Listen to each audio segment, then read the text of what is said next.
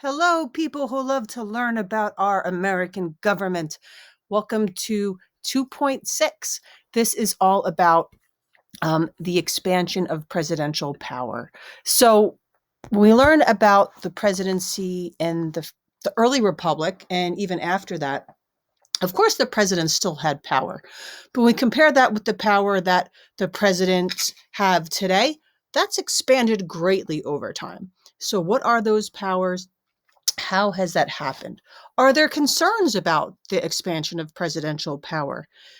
Has this expansion been justified? Has there been criticism? Right?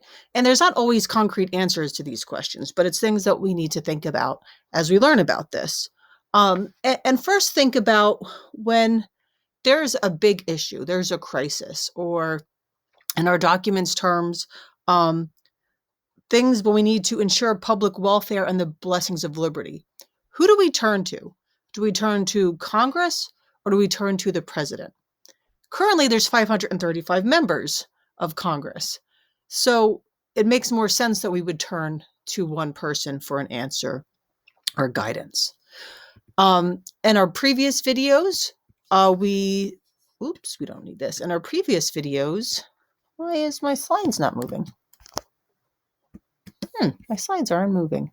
Let me try this. All right.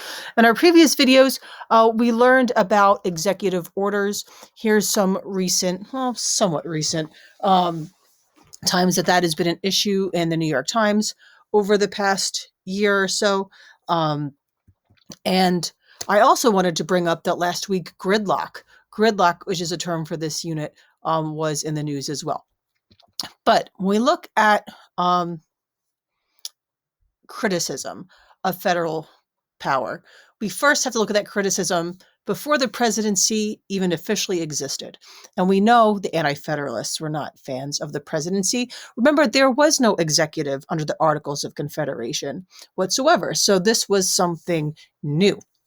So in Brutus, there was a concern that he wanted, if there was going to be a presidency, like that executive power had to stay in a confederation, with the states, where the states had some authority over that office.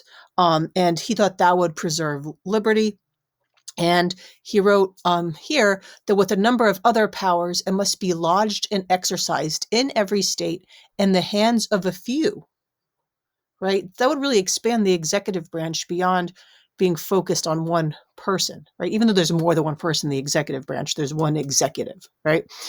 Powerful elective offices will attract ambitious and sneaky men who are likely to abuse their power. Well, that's probably been true sometimes, but why having it lodged in more than one hand would that be dangerous? Well, remember, Brutus's plan was also ineffective because there was no executive under the Articles of Confederation, no one there to enforce laws, no one there to respond to emergencies. And we saw beyond Shays' Rebellion the problems that happened when you didn't have that strong executive. So what is the response? The response would be from Federalist 70 of Hamilton. And we'll look at this again in more detail. But Hamilton believed that a feeble executive would lead to a feeble execution of government. You needed that strong, energetic executive with competent powers. Because if you have an executive that has weak powers, who's really constrained, your whole government is going to be constrained, right? Your whole government is going to be weak. So, but where do you draw that line so that they don't have too much power or they don't abuse that power? So let's look at some of these powers. Oh, and it's past now, but a few days ago, it was Hamilton's birthday. So you should be celebrating that. Okay, so let's first look at express powers. We have express powers are in Article 2. They include things like the take care clause, the vesting clause, the commander-in-chief, really explicitly laid out in the Constitution. Then we also have implied powers. Implied powers are implied in Article 2. that they are considered necessary for the operations of these powers, of the presidency, of the government. And they include things that have come out, such as executive privilege, executive order, executive grants. And then we also have inherent powers. Now, all governments have an executive have inherent powers. These are things that are not explicitly laid out in the Constitution, but have sort of evolved over time by like sort of reading between the lines of the Constitution. So that would include things like acquiring new territory, using emergency powers to suspend habeas corpus, things we're going to look at all in a second. Austin Powers is not one of the president's powers. Just don't get confused. All right. Now, the 22nd Amendment. The 22nd Amendment limits the presidency to 2 terms. Now, remember, that was not in the original Constitution, hence it's an amendment, right? We know that Washington served 2 terms, and therefore it was a precedent. And eventually, after FDR's many terms, it became an amendment. And they're like, let's actually make that precedent like law.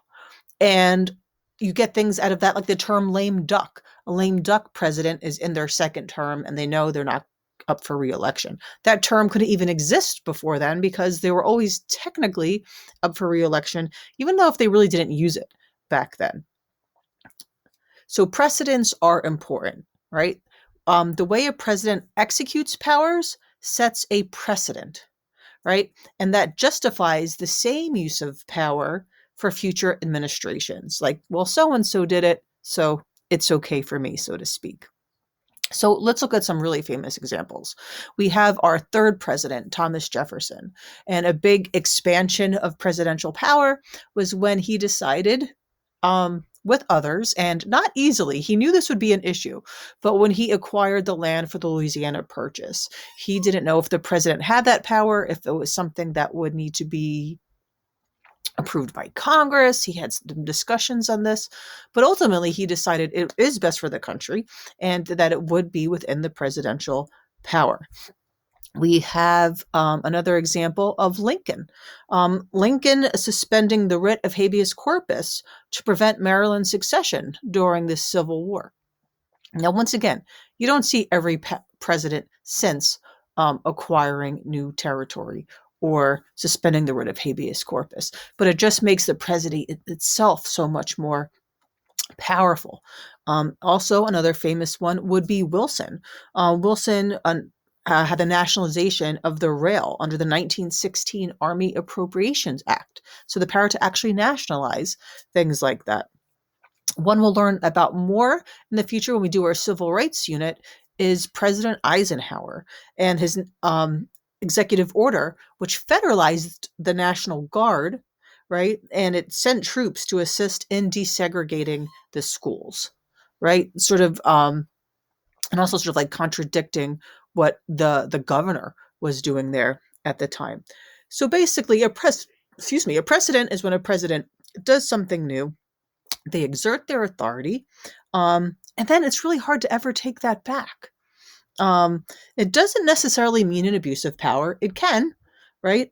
But it's now this expansion of power sort of becomes normalized. And I wanted to also mention, when we look at Federalist 70, we're going to look at Hamilton's case for a single executive. Like, right? When you have that powerful executive, why could it only be one person, right? Would there have been a problem if there were 2 or 3 presidents and they decided, can they acquire the Louisiana Purchase, or can they nationalize the Guard, and for other reasons as well. Okay, so next up, we'll be talking about 2.7, presidential communication, and how that's changed over time. All right, stay tuned.